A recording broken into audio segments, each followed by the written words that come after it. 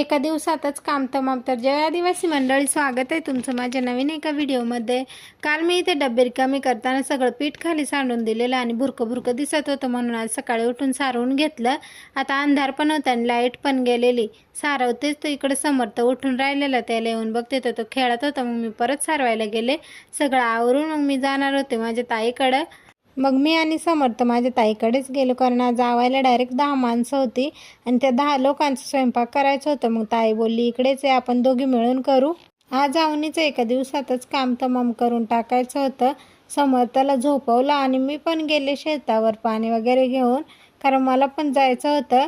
पण मी जास्त वेळ तिथं न थांबता परत घरी निघून आले. समर्थ झोपलेलं होतं म्हणून मी लवकर घरी निघून आले, कारण उठून रडला बिडला. आता घरी आल्यावर मी तिथला सगळा पसारा आवरला आणि मग मी इकडच्या घरी निघून आले. खरं तर हा ब्लॉग कालचाच आहे, पण मला काल ब्लॉग टाकायला कंटाळा आलेला म्हणून मी टाकला नाही. तर आजच्यासाठी एवढंच होतं. भेटू पुढल्या व्हिडिओला. चला बाय.